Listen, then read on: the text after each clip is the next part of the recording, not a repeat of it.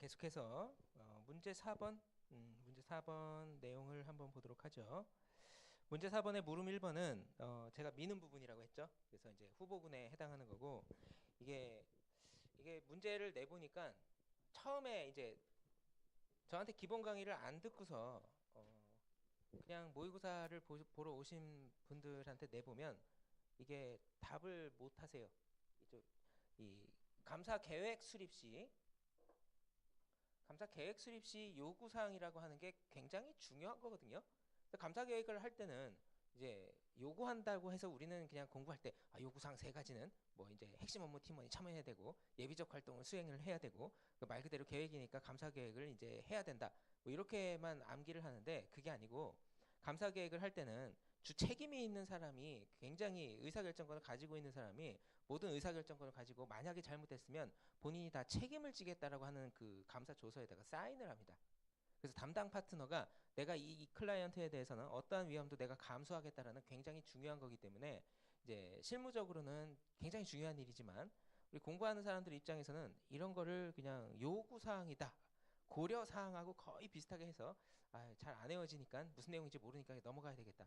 이렇게 생각할 수가 있습니다. 그래서 이게 중요한 부분이기 때문에 뭐 실무진이 들어가서 낼 수도 있고요. 교수님들 중에 이제 전체적인 이제 이 계획에 대해서 굉장히 관심을 많이 가지고 계신 분들은 낼 수가 있습니다. 그래서 이 세 가지를 기억을 해주셔야 되겠고 단어 쓸 때 주의해야 된다 그랬죠. 핵심 업무 팀원 딱 쓰면 어떻게? 땡! 요구 사항이기 때문에 핵심 업무 팀원이 배제가 되는 건지 참여를 해야 되는 건지 알려줘야 됩니다. 그죠? 핵심 업무 팀원의 참여. 그 다음에 예비적 활동은 어떤 활동을 하는 건지, 그 다음에 그 활동을 하면서 어떤 효익이 있는지를 정리를 하셔야 됩니다. 그리고 세 번째를 잘 못 쓰세요. 말 그대로 감사 계획 시 요구사항은 감사 계획을 하는 건데 세 번째가 뭐였지? 하고 멍해집니다. 왜냐하면 저도 그랬었거든요. 처음에 기준을 보고 세 가지가 뭐였지? 감사 계획할 때 요구하는 거 딱 두 가지인데 계획이니까 스스로를 얘기하는 겁니다. 감사 계획의 개발이라고. 그래서 감사 계획의 개발은 전략하고 세부적인 계획이 있는데 감사 계획의 개발이라고 하죠. 그 세부적인 게 있는데 각각의 특성에 대해서 얘기를 합니다. 포괄적, 추상적, 그다음에 구체적. 그리고 나서 이 감사 계획 시 요구했던 그 사항에 대해서는 반드시 뭐로 빠져야 된다고요?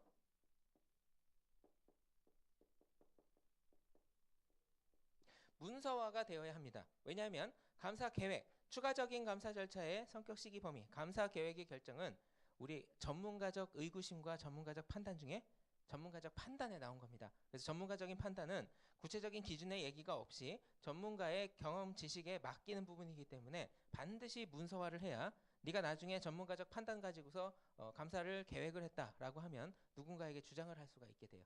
그래서 그런 내용을 안 적어놓고 그냥 했는데가 돼버립니다. 아시겠죠? 그래서 나중에 이제 감사조서의 효익에서 만약에 법정 문제가 발생했을 때는 감사조서가 이제 증거로서 제출이 되는데 그 조서에 어떻게 판단을 했는지에 대한 이력이 없으면 판단 없이 그냥 한 걸로 법정에서 간주가 됩니다. 아시겠죠? 그래서 감사조서의 효익하고도 또 연결시켜서 여러분들한테 물을 수가 있기 때문에 문서화는 간단한 거지만 반드시 중요한 전문가적인 판단의 내용이 기술이 된 중요한 수단이라고 생각하시면 되겠습니다.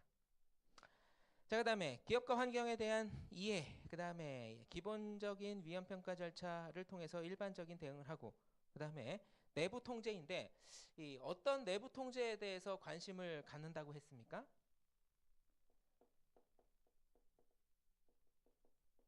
감사와 관련된 내부 통제에 대해서 관심을 갖는 거지.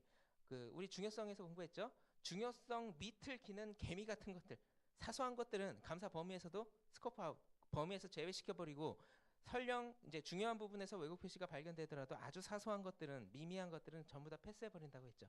그죠? 그렇기 때문에 항상 처음에 플래닝을 세울 때, 계획을 세울 때도 감사와 관련됐다고 감사인이 판단한 내부 통제에 대해서 이해의 대상으로 삼습니다. 이거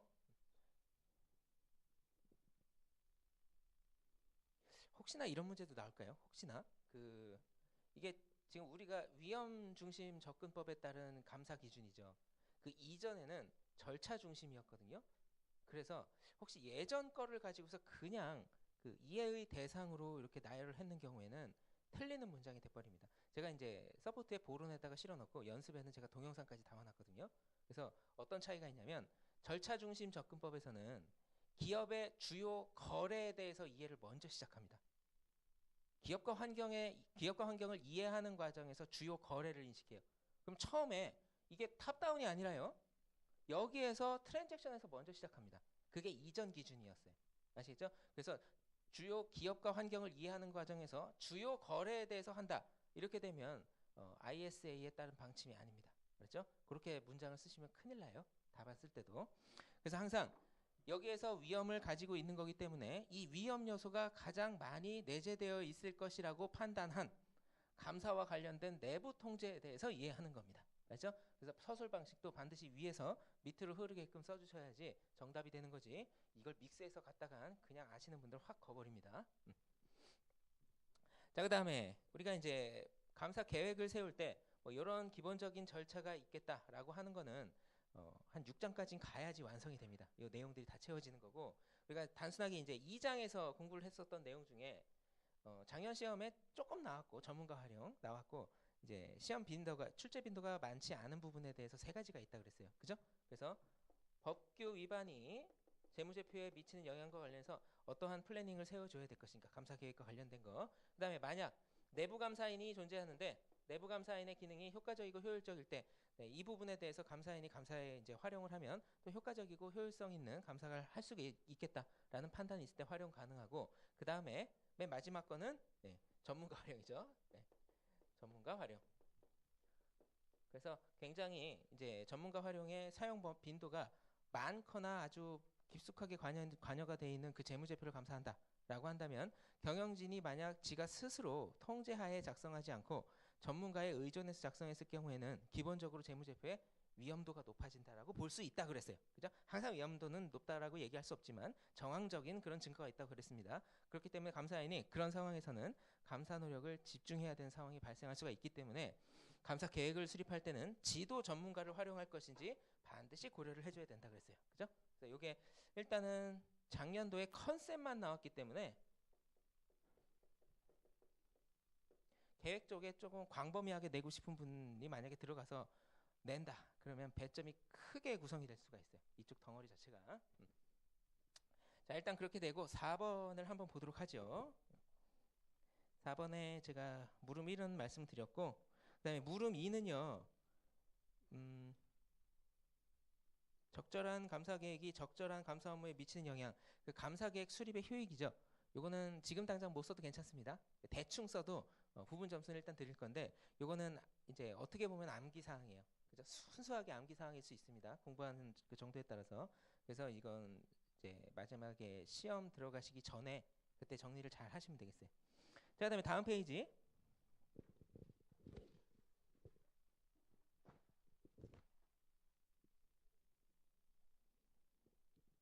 거기에 이제 물음 3번을 보시면 그 양괄호 1번 재무보고와 관련된 내부 통제는 감사와 관련이 있을 수 있습니다.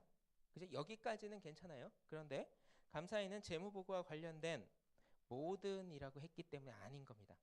그죠? 모든이라고 했기 때문에 안 되는 거예요. 그래서 이쪽 부분은 아니고 중요한, 그러니까 위험과 관련해서 중요한 내부 통제에 대해서 이해하는 거는 괜찮은데 그렇지 않습니다.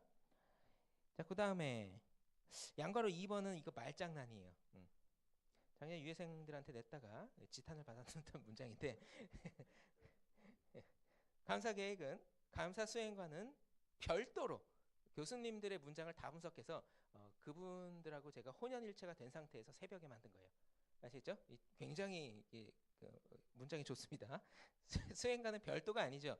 감사를 이제 수행하면서 내가 알고 있는 사항을, 경영진 주장 수준의 대응은 나중에 그 내부 통제 테스트,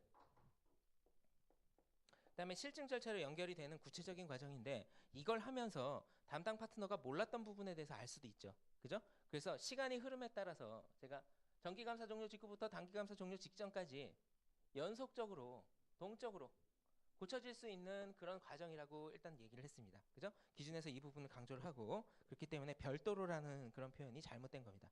그래서 제가 이 문장을 바꾸려다가 그냥 뒀어요. 예. 여러분들 어떻게 반응하나 좀 보려고요. 자, 그 다음에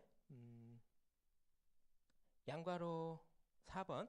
자, 감사계획 수립에 대한 최종적인 책임은 원칙적으로 감사인에게 있습니다. 그리고 그러나부터 감사보고에서 이거를 몇 번씩 물어봤어요. 감사보고에서 자, 그러나 감사계약 후 감사 수행 과정에서 불가피한 상황. 뭐 예를 들면 감사인이 감사를 잘 하려고 했는데 뭐 예를 들면 그 북유럽에서 화산이 폭발해가지고 그 화산재의 영향으로 주주총회일이 임박해서 어떤 비행기도 탈 수가 없었대요. 불가항력적 사유죠, 그죠? 왜냐하면 뭐 화성이 왜 유성이 떨어져가지고 쓰나미가 몰려온다는 것과 거의 비슷한 상황인데 불가항력적인 사유라도 모든 감사 증거 입수 능력에 대한 계획에 대한 책임은 누구 책임? 감사인 책임입니다. 그래서 이런 부분에 대해서 감사 의견은 뭘로 표명해야 되느냐? 이게 연속적으로 두 번 나온 데다가 헷갈리게 나왔어요. 분명히 감사인 귀책 사유가 있는 부분이 있고 경영진 귀책 사유가 있는 부분이 있는데 양가로 1번, 양가로 2번 해서 경영진 귀책 사유가 있는 경우에 의견은 뭐게?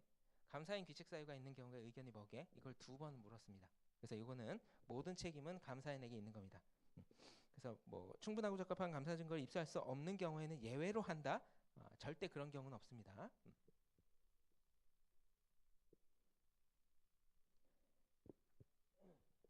자, 그다음에 물음 4번. 이 물음 4번은요. 보통은 1번하고 1, 2번까지는 어느 정도 써요. 물음 4번에 양가로 1, 2, 3 있잖아요. 3번을 문장의 생각이 잘 안 나나 봐요. 그래서 동일한 논지로 쓰시면 됩니다. 감사를 하면서 내가 알고 있었던 사항을 이제 다시 이제 수정해서 알게 되면 감사 계획이 바뀌어질 수도 있겠다라는 논지로 쓰면 정답이 됩니다. 그런데 이제 감사 기준에선 뭐 기존에 알고 있던 지식을 수정 보완해가지고 하는 그런 효익이 있다. 뭐 이렇게 얘기를 하는데 그런 문장 아니더라도 동일한 논지로 좀 써주시면 괜찮겠어요. 자, 그다음에 물음 5번. 자, 물음 5번은 장문으로 되어 있는 4개를 만점을 받겠다라고 하면 4개를 다 써주시면 돼요. 8줄이거든요. 8줄이면 여러분들 반바닥 이상 되죠. 그걸 써도 되지만 절대 교수님들은 그런 걸 요구하지 않고 팀토이가 어떤 의미가 있는지 정도로만 큰 맥락에서 알면 배점을 다 주지는 않아도 상당 부분 많이 줄 겁니다. 아시겠죠? 그래서 이제 해답에 제시한 그 장문으로 되어 있는 거 말고 손가락 표시되어 있는 거 있죠. 좀 흐리긴 한데 해답에 나와 해답 6페이지 맨 상단에 나와 있는 그 화살표 돼 있는 손가락 표시돼 있는 그 문장으로 답을 해주시면 되겠어요. 두세 개 정도까지는 그냥 암기를 안 해도 수업 시간에 말씀드렸으니까 그거 가지고서도 이제 할 수 있겠죠.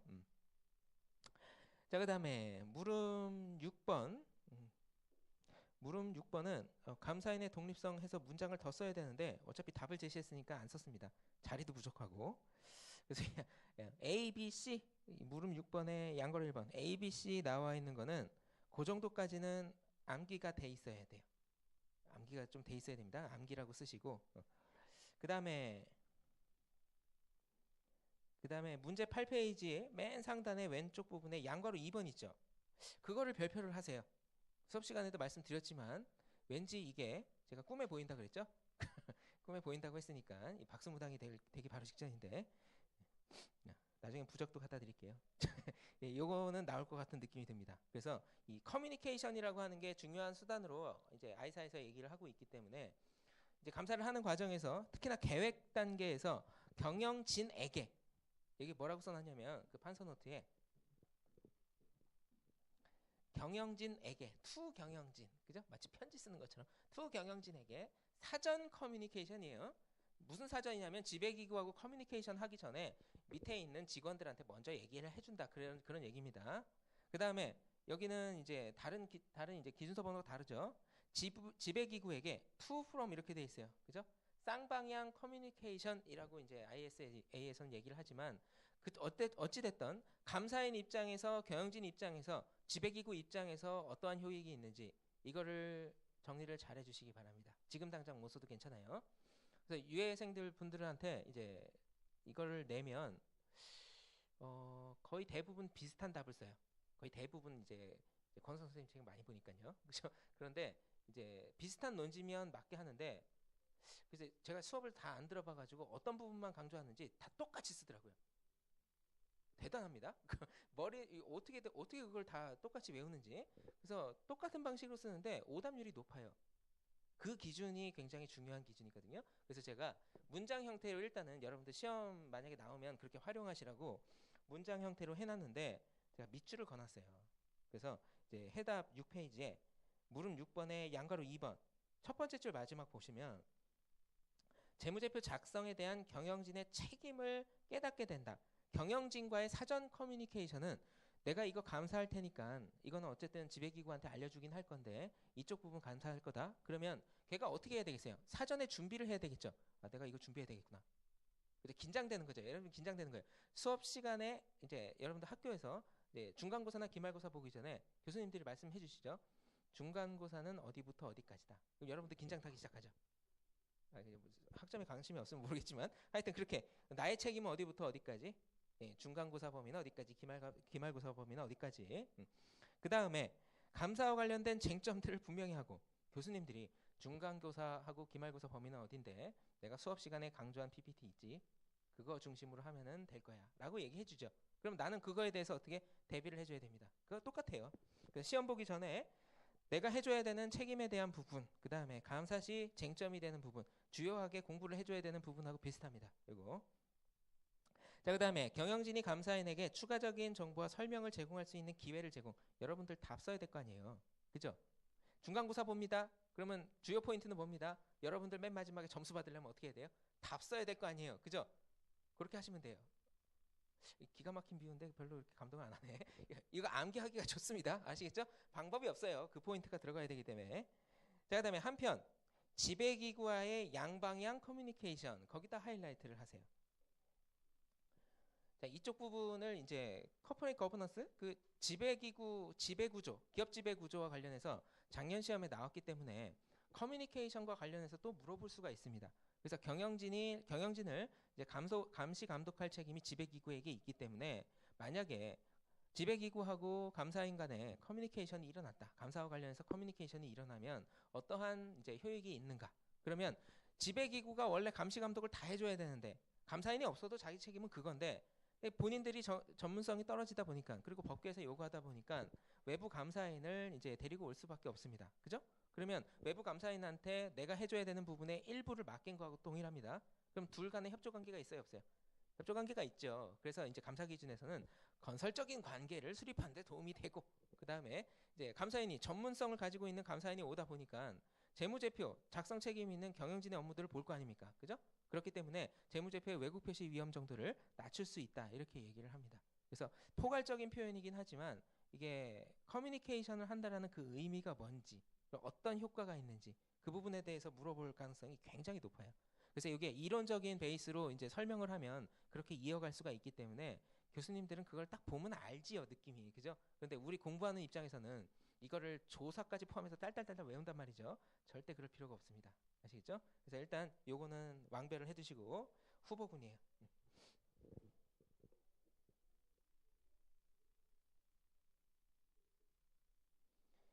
자, 그 다음에 물음 7번. 자, 문제 4번의 물음 7번은 제가 이제 앞에 1번 판서에다 이제 기록을 했다가 지웠는데 여러분들 그 왜곡 표시의 원인을 처음에 부정과 오류에서 찾는다고 그랬죠. 이쪽에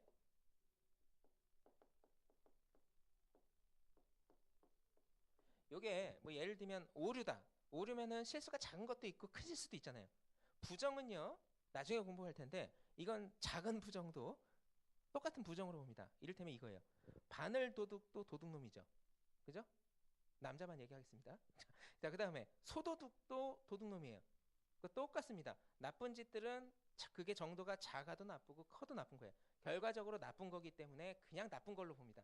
그런데 오류의 경우에는 작은 수준에서 머물렀다가 점점점 정도가 커져요. 나중에 나올 텐데. 자, 그러면 이게 작은 정도가 있다가 점점점 커집니다. 그러면 감사인 입장에서는 이 부정의 원인 요것 때문에 만약에 재무제표 왜곡 표시가 발생한다. 그럼 이 부분에 대해서 특별하게 대응을 해줘야 돼요. 얘는 특별관리할 놈입니다. 처음부터 불량화예요. 근데 얘는요. 좋은 애가 될 수도 있고 아주 불량한 애가 될 수도 있어요. 어렸을 때부터. 그래서 얘는 불량화가 되지 않도록 관리를 해줍니다. 그런데 부정이 됐든 오류가 됐든 이게 감사 기준에서 얘기하는 굉장히 큰 위험이 된다. 그러면 처음에 태어나자부터 불량인 애가 있고 처음에는 괜찮았는데 얘네들하고 섞이다 보니까 어떻게 같이 불량해지죠. 불량해지면 얘들 전체를 전부 특별 관리해줘야 됩니다. 그래서 일단 기본적으로 재무제표의 왜곡 표시의 원인을 일단은 감사 기준에서 감사인이 이제 주의 집중하라고 얘기를 하는데, 조금 지나다 보면 유의적인 위험에 대해서도 감사인이 특별하게 신경을 쓰고 대응을 해줘야 된다, 이렇게 얘기합니다. 그래서 일단은 여기 이 문제에서는 감사인이 감사 계획 시 위험 평가 절차를 통해서 이제 평가를 하는 위험 요소에 대해서 서술을 하라라고 하면, 부정과 오류에 의한 하찮은 게 아니라 무슨 위험? 중요한 왜곡 표시 위험이라는 단어가 일단 들어가줘야 되고, 조금 공부가 진행이 되신 분들은 어디까지 쓸 수 있어야 되냐면, 특별 관리가 되어야 하는 기타 유의적인 위험도 감사인이 평가 대상이 될 수가 있다, 이렇게 써주면 정말 잘 쓰는 겁니다. 아시겠죠? 자, 그 다음에 제가 이제 배점을 또 나눴죠. 이 문제를 작년 시험 문제하고 비슷하게 하려고 서술하라 이렇게 일단 넣어놨고, 그 다음에 해답에 물음 7번에 두 번째 패러그래프 있죠. 내용을 읽어보시면 그 재무제표 전체 수준의 이제 위험을 어디까지 연결시키는 걸로 표현을 했습니까? 경영진 주장 수준으로 연결시키는 걸로 표현을 했죠. 그래서 부정과 오류에 따른 중요한 왜곡 표시 위험이 만약에 여기에서 발생한다, 여기에서 발견이 됐다, 평가가 됐다라고 한다면, 부정 특수관계자 회계추정지 환경의 급격한 변화 때문에 여기에서 어떤 위험이 도사리고 있는지 봐야지 뭐를 세울 수가 있습니까? 내부 통제 테스트하고 실증 절차 계획을 세울 수가 있거든요. 그래서 이제 첫 번째, 두 번째 문장까지 써도 괜찮은데, 만약에 그거를 인지를 못하고 공부를 했을 때는 두 번째 문장을 쓸 가능성이 높아요. 재무제표 전체 수준의 위험하고, 그 다음에 경영진 주장 수준하고 발생할 수 있는 그 중요한 왜곡 표시 위험, 여기에 감사인이 관심을 갖는다. 그죠? 그래서 완벽하게 쓰려면 부정과 오류에 의한 원인적인 요소, 그 다음에 결과적으로 유의적인 위험이 됐을 때, 그리고 감사인이 감사 계획을 수립을 해야 되기 때문에, 지금 감사 계획 문제잖아요. 그죠? 그렇기 때문에 재무제표 전체 수준에 미칠 수 있는 위험 요소 서술을 해주고, 경영진 주장 수준까지 사실은 다 써줘야 이게 완벽한 답안이 됩니다. 그래서 여러분들 입장에서는 둘 중에 하나를 쓰든지 아니면 위에 거를 쓰든지 쓰셔도 이제 지금은 괜찮습니다. 지금은.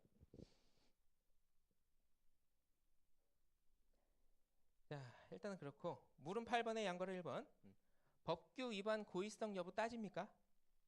안 따지죠. 그죠? 근데 만약에 고의적인 법규 위반을 감사인이 발견을 했다, 이거 뭐로 보시라고요? 부정 위험으로 될 가능성이 있기 때문에 그렇게 판단을 하셔야 됩니다. 자, 일단은 그렇고, 근데 그런 것도 있어요. 뭐 혹시나 이거 물어볼까? 원래 이제 사장님들이 사업하실 때 이런 행동을 많이 합니다. 그 주차비 내는 것보다, 서울 시내 주차하기 힘들잖아요. 10분에 뭐 3,000원 하는 데도 있습니다. 그런 거 내는 것보다 차라리 딱지 떼는 게 3만 원이거든요. 3만 원을 이제 어떤 걸 낼 것이냐 하다가 한 10시간 있어야 되면 굉장히 많아요. 그 주차비가 몇만 원 되는 경우도 생깁니다. 그러면 차라리 딱지 떼는 게 낫죠. 법규 위반이죠. 이거는 중요한 걸로 보는 게 아닙니다. 이거는 단순하게 돈만 따지는 거고, 아주 소액을 따지는 거고, 여기서 얘기하는 건 그게 아니에요. 사업에 심각한 영향을 미칠 수 있는 법규 위반을 얘기하는 겁니다. 맞죠? 자, 이렇게 되고요. 나머지 거는 그냥 봐도 상관없을 것 같고, 문제 5번. 시간이 많이 갔네요. 자, 문제 5번. 여러분들 이거 순서는 제가 강조를 했으니까 잘 알고 계실 테고, 자, 요 문제에서 핵심은, 자, 뭐가 됐던 TAR을 낮춰야 되는 상황이 있다면 얘네들의 위험 요소가 어느 정도인지 그거는 모르지만 결국에는 얘가 비례관계에 있기 때문에 떨어져야 된다. 그 다음에 중요한 왜곡 표시 위험, 요 놈이 둘 중에 하나가 오르든 아니면 둘 다 오르든 간에 이렇게 위험이 높아지는 상황이면 감사인의 계획은, TDR은 낮춰주는 방식으로 이렇게 만들어줍니다. 그죠? 그리고 ISA는 이 두 가지 요소를 구분하는 게 가능한 경우도 있다고 얘기하지만 가능하지 않는 경우도 많이 인정한다고 했죠. 그래서 여러분들 답 쓰실 때 MMO 할 때 그냥 고유위험 통제위험인지 구분이 안 된다, 그냥 포괄적으로 위험 이렇게 해서 논평을 해주시면 되겠습니다. 자, 그리고 요 문제는요, 이제 제 책에도 인용을 했지만 이제 이호익 교수님 책에도 인용을 한 그 문제예요. 그래서 이제 저자가 누구냐면, 이 저자도 저는 외웠는데 랜달 제이 엘더라고, 엘더 엘더 브라더, 그죠? 굉장히 오래되신 분입니다. 연세가 많으신 분인데 오래전부터 같은 책을 많이 이제 인용을 하셨기 때문에 이 문제는 일단은 중요한 걸로 보고 후보군으로 보겠습니다. 자, 그 다음에 물음 4번, 문제 5번에 물음 4번. 요거는요, 이건 제가 구성한 게 아니고 노준하 교수님 책 본문에 있는 거를 답으로 달아놓고 제가 역으로 문제를 구성을 한 겁니다. 그래서 요거는 자 9페이지 문제 보시면 물음 4번에 no라고 일단 써주시고요. no. 영어로 쓰지 마세요. 헷갈리니까요. 안 봐도 되는 거다 이렇게 생각할 수 있으니까 그러지 말고, 감사인이 감사 수행 시 주의 집중하는 감사 위험은 중요한 왜곡 표시 위험이다. 자, 만약 감사인이 감사 위험을 잘못 평가하는 경우 감사에 미치는 그 시사점 혹은 영향을 4줄 이내로 논평하라. 그냥 아는 대로 쭉 쓰시면 됩니다. 자, 이해 위험 평가 계획, 수행, 감사 보고까지 써주시면 되는데, 자, 일단은 감사 기준하고 관계없이 요 지금 모델에 따른다면 감사 계획을 수립을 할 때 어떠한 절차가 요구가 됩니까? 라고 물어보면 뭐라고 답을 하시겠어요? 앞에 보세요. 감사 계획을 수립할 때 어떠한 절차가 요구가 됩니까? 라고 하면 이해, 위험 평가가 필요하다고 하겠죠. 만약에 한 단어로 쓰시오 라고 하면 바로 직전에 뭐를 답하시면 돼요? 중요한 왜곡 표시 위험. 그런데 그렇게만 쓰면 동차생 답안이 된다고 했습니다. 반드시 어떻게? 지워버렸네요. 부정과 오류에 의한 중요한 왜곡 표시 위험. 아시겠죠? 이렇게 꼭 써주셔야 됩니다. 왠지 노진아 교수님 책에 그게 새로 들어와가지고요. 다음번에 내지 않을까 그런 생각이 좀 드는데. 자, 일단은 그거 간단한 것도 점수를 다 획득을 해야 여러분들이 합격점하고 가까워집니다. 자, 그 다음에 여러분들 그 문제 5번에 물음 5번, 이거는 제가 수업 시간에 재무제표 전체냐 아니면 경영진 주장이냐 그 부분 그 카테고리 수준 구분하는 걸 제가 아직 안 했거든요. 그런데 할 수 있을 것 같아서 느낌에 그냥 내봤습니다. 욕을 먹을지는 모르겠지만 그래서 일단 그 답을 보시면 재무제표 전체 수준에 영향을 미치는 거는 뭐 단순하게 특정 계정 과목을 거론 안 하는 경우 어떤 부분이겠어요? 이거 기업과 환경에 대해서 언급을 하는 경우, 산업이 변화하는 거를 언급하는 경우, 이런 경우에는 재무제표 전체 수준의 위험 평가입니다. 그래서 이제 14년도 기출 문제에는 재무제표의 중요한 부정과 오류에 의한 중요한 왜곡 표시 위험은 두 가지 수준으로 구분된다. 어떤 수준이 이게? 이렇게 물어봤었습니다. 그래서 그때는 단답식으로 재무제표 전체 수준과 그 다음에 매니지먼트 어서션, 경영진 주장 수준의 이제 위험으로 구분이 된다. 이게 답이었었거든요. 그러면 여기에서 이제 그 다음번에 나올 그런 케이스는 단순하게 이걸 또 물어볼 수는 없을 거 아닙니까? 그죠? 여기에 미치는 위험 요소들. 그런데 우리는 감사 위험 모델을 공부를 했기 때문에 고유 위험, 통제 위험에서 재무제표 전체 수준에 미칠 수 있는 위험 요소를 구분하고, 그 다음에 경영진 주장 수준에서 고유 위험, 통제 위험이 어떻게 사례로 구성이 되는지 그 부분을 일단 구분을 해주셔야 돼요. 그리고 요게 요 수준 구분하는 거 말고요. 저 케이스가 예전 시험에 여러 번 나왔었어요. 장문, 중문으로 이렇게.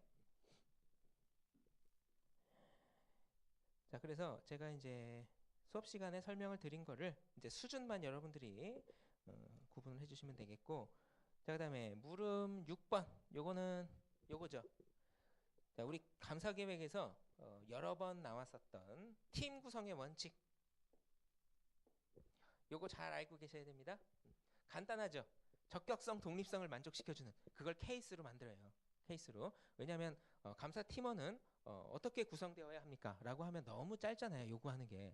그래서 그걸 요구할 수도 있지만 그래도 케이스로 여러분들한테 물어본 경우가 여러 번 있었기 때문에 반드시 이제 내용을 보고서 얘가 적격성이 있는지 없는지, 독립성이 있는지 없는지 판단하실 줄 아셔야 됩니다. 자, 그 다음에 감사 전략하고 감사계획 개발에 포함되어야 할 사항, 제가 사실은 그 기준서하고 조금 책을 좀 다르게 쓴 표현이 초판에 있었거든요. 초판에, 지금 책 말고요. 초판에 감사 전략 시 포함되어야 할 사항은 이렇게 해가지고 제가 사실은 기준하고 조금 다르게 여러분들 암기하기 좋게 그렇게 써놨는데 2판에서 바꿨어요. 기준하고 표현을 똑같이 맞춰놨는데 노준하 교수님 책은 제거 초판에는 그렇게 안 해놓고 2판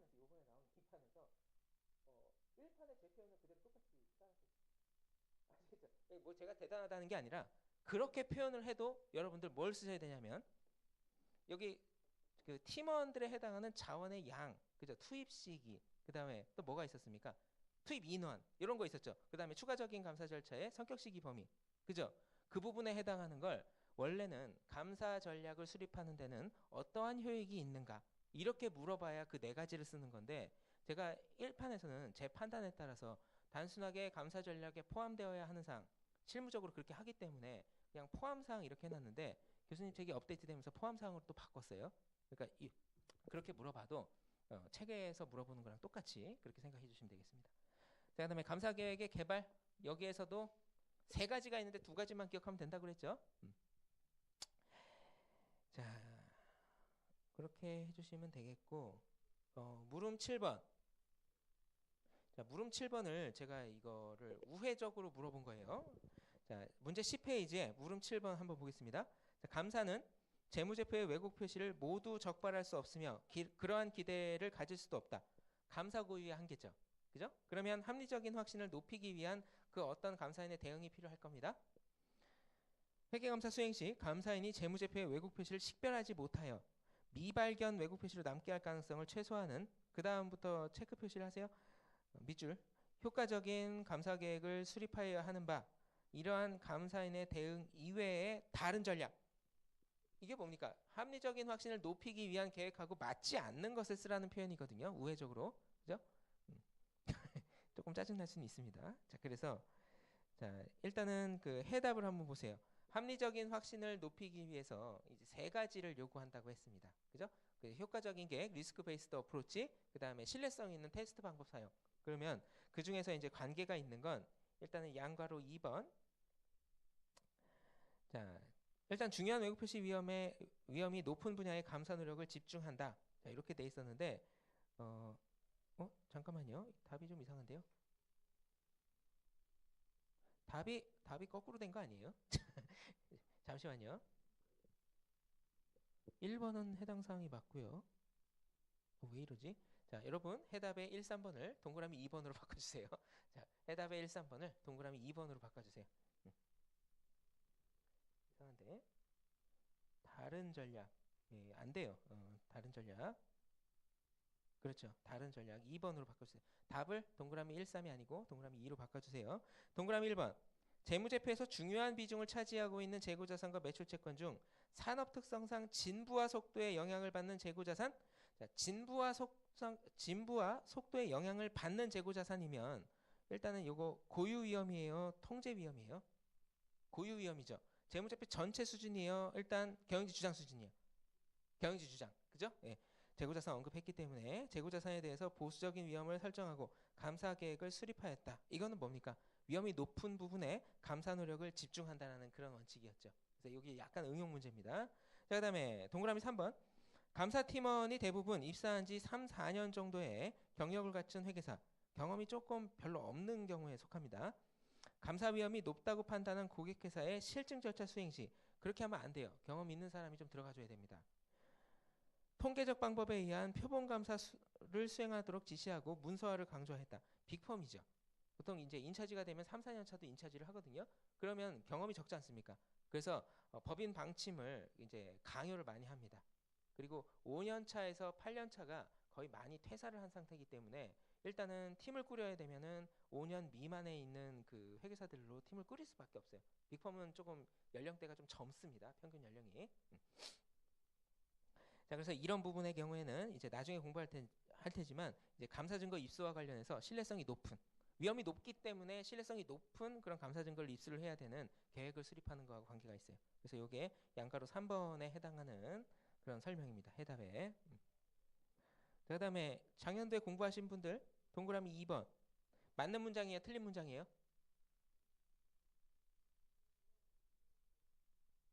자, 여러분 공부하신 분 손 드는 거 다 기억합니다. 맞아요, 틀려요? O예요, X예요? 내부 통제는 효율성 확보 차원이죠. 내부 통제에 의존하면 실질 절차 범위가 줄어듭니다. 단 판단의 근거가 있어야 돼요. 내부 통제가 유효하다는 판단. 그죠? 그런데 내부 통제가 지금 뭐 유효하다고 했습니까? 그런 것도 없이 대부분의 거래를 적절히 통제하고 있다. 통제 위험 낮죠, 그죠? 그런데 통제 위험이 낮다라는 감사 증거 입수하는 건 돼요. 그런데 효율성 확보 차원이잖아요. 전수조사하는 게 의미가 있어요, 없어요? 전수조사 할 거면 차라리 실증 절차만 하든지, 그죠? 그렇게 되는 겁니다. 이거 잘못된 문장이에요, 이게. 그 몇몇 분들의 표정하고 똑같아요. 작년 GS 때 이걸 내서 설명했더니 이렇게 하고 들어본 적이 없다. 중요한 겁니다. 예, 예, 중요한 거고 ISA든 뭐가 됐든 간에 이게 예전부터 중요한 그런 로직이었어요. 자, 그다음에 문제 6번. 시간이 많이 가네요. 자, 문제 6번. 감사위원 모델에 따른 건데 여러분들 그 문제 6번에 물음 1번에 양괄호 1번 있죠? 이거는 출제 가능성은 일단 낮다고 봅니다. 왜냐하면 ISA에 그대로 문장이 있는 게 아니기 때문에 그래요. 아직 시험 시행 초반이기 때문에 이론적인 타입하고 실무적인 건 아마 5년 후부터 등장하기 시작할 겁니다. 5년 후부터. 왜냐하면 예전 기준이 그랬었어요. 초반에 출제가 됐을 때, 개정되고 초반에 출제가 됐을 때 기준이 다발로 나오고 내다가 더 이상 낼 게 없으니까 이론적인 부분에서 출제되기 시작했어요. 실무적인 부분하고. 그래서 초반이기 때문에 기준 내용이 아니라서 일단은 조그맣게 X를 하시고요. 자, 그 다음에 양가로 2번. 요것도 이론입니다. 이론인데 전문가적인 판단에서 설명을 해요. 감사인의 위험 회피 성향에 따라서 요거 이렇게 다르게 설정하는 거 가능하다고 예시를 들어서 말씀드렸죠. 그래서 이를테면 요게 한영이고 요게 예를 들면 3, 1이다 라고 하면 똑같은 주체에 대해서 감사를 할 때 똑같은 품질관리 정책을 가지고 있어도 한영회계법인의 경우에는 요 정도만 해도 충분하고 3.1회계법인의 경우에는 이만큼이나 해야지 무슨 의견 표명이 가능하다고요? 적정 의견 표명이 가능하다. 그래야 감사 실패가 안 된다. 요거 인정된다 그랬습니다. 감사위원 평가는 전문가적인 판단으로 감사위원 평가는 주관적인 성향이 강하기 때문이다. 이렇게 생각해 주시면 되겠고 그 다음에 위험 회피 성향이 두 감사인 간의 차이가 있을 수 있기 때문에 그 인정한다라고 하는 겁니다. 자, 그러면 우리 중요성까지 공부했죠. 위험 평가가 그렇게 되면 중요성도 그렇게 돼야 되겠죠. 중요성 수준 산정을 하는 게 감사인마다 차이가 나는 이유는 똑같이 쓰시면 됩니다. 책에도 양쪽으로 제가 대칭으로 해놨고요. 자, 일단 그렇게 하시면 되겠고 문제 6번에 그 여러분들 그 물음 2번 있죠? 예전에 출제가 됐었던 건데 답을 작년에 GS 때 해보니까 답을 이상하게 해요. 중요성이 결정이 되면 중요한 왜곡 표시 위험이 평가가 된대. 그거는 이전 기준이에요. 옛날 기준. 분명히 ISA는 그렇게 안 돼 있거든요. ISA는 그렇게 안 돼 있는데 위험을 면접 평가를 하고 중요성이 결정이 돼요. 그래서 그 부분에 대한 비교 설명을 제가 서포트의 3장 보론에다가 거래중심 접근법하고 리스크 베이스드 어프로치를 비교해서 설명을 해놨고 연습서의 3장에 보시면 그 제가 QR코드 넣어놨죠. 거기에 동영상으로 설명했으니까 한번 보시고 자, 일단 이거 논평을 할 때 잘해야 됩니다. 자, 중요성 수준을 만약에 낮춘다. 그러면 이거 감사 범위 확대하는 겁니까? 그죠? 그죠? 위험이 높은 경우에 TDR을 낮추니까 그죠? 위험이 높으면 TDR을 낮추기 때문에 얘를 중요하게 평가하기 위해서 중요성 수준을 떨어뜨립니다. 그죠? 중요성 수준을 떨어뜨리게 되면 감사 증거 입수량이 늘어나요. 그죠? 그러면 이렇게 내려가는 겁니다. 달성 감사 위험이. 됐죠? 자, 그러면 중요성 수준을 떨어뜨리면 감사 위험 간의 관계는 어떻게 되는가? 이렇게 돼 있죠. 근데 제가 강압적으로 여기다 수식어를 뭘 썼어요? 달성 감사 위험. 자, 앞에 TAR이라고 하는 건 먼저 정해진 다음에 TDR이 결정이 되죠. 그리고 나서 중요성 수준이 결정이 됩니다. 됐습니까? 마인드가 먼저 결정이 되고 구체적인 수단이 결정이 돼요.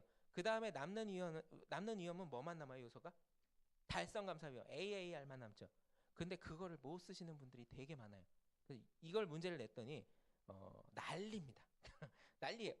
뭐 정해진 방침이 없어요. 그냥 막 쓰고 질문이 수십 가지를 받았는데 거의 대부분 90% 이상 틀린 질문을 받았어요. 제가. 그러니까 반드시 어떻게 ISA에 따라서 논평 가능하려면 중요성 수준이 결정되면 AAR로 이렇게 수식어를 바꿔가면서 써주셔야 됩니다. 이게 맞는 거예요. 정답.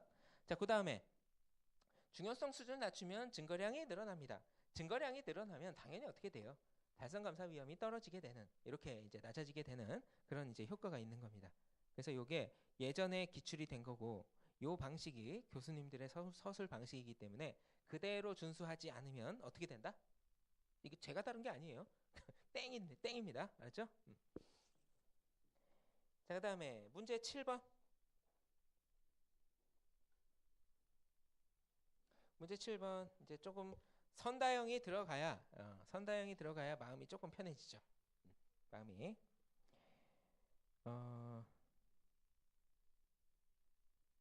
거기에 양가로 문제 7번 양가로 2번 목표 감사 위험은 감사인이 감수할 수 있는 감사 위험의 최대치로 목표 감사 위험이 증가할수록 고유 위험이 증가합니까?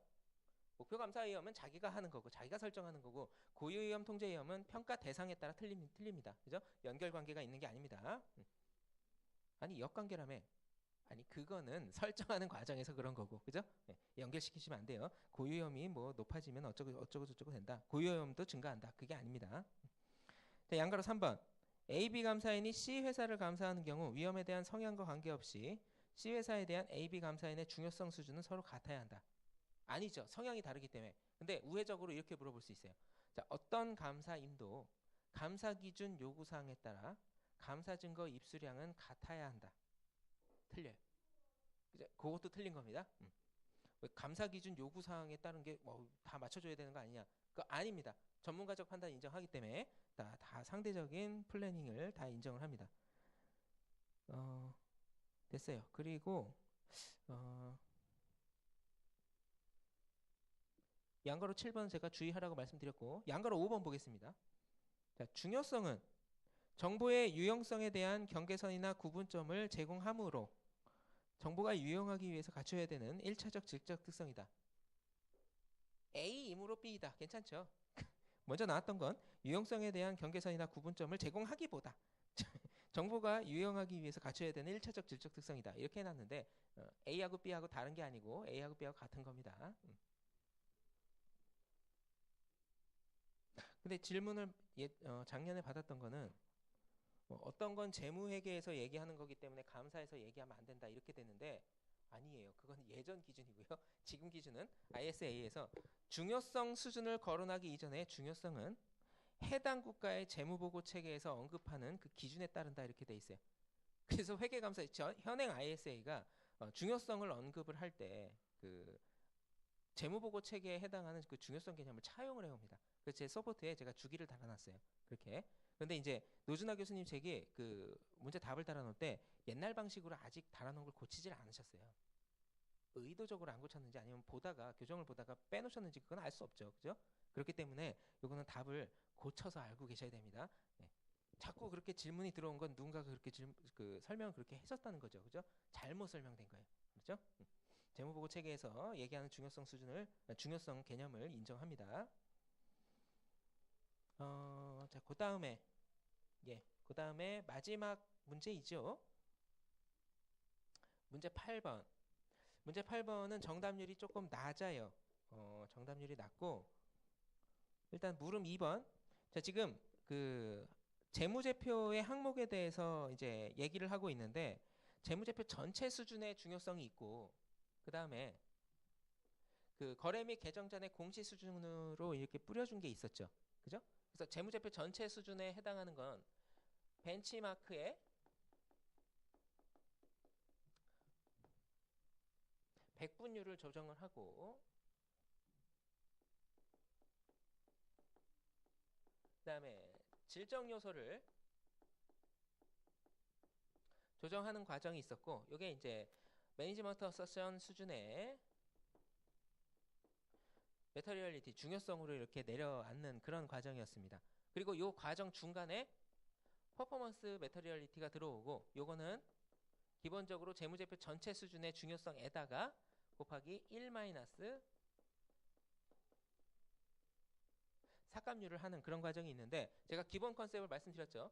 전체에 해당하는 걸 부분으로 내려앉을 때 연계성이 있다면 부분의 합은 전체보다 클 수 있다. 그죠? 이거는 그룹재무제표에서도 나온 겁니다. 그렇기 때문에 이 전체의 합하고 부분의 합하고 같지 않은 게 일반적이에요.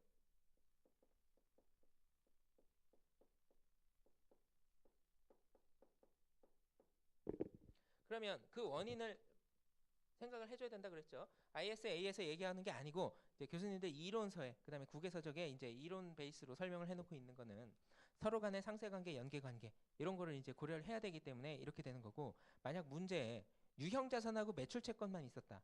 연계성 고려할 필요가 있어요, 없어요? 없어요. 그런데 기타 자산에 뭐가 들어가 있습니까? 재고가 들어가 있기 때문에 매출채권 재고자산은 일반적으로 연계성이 있죠.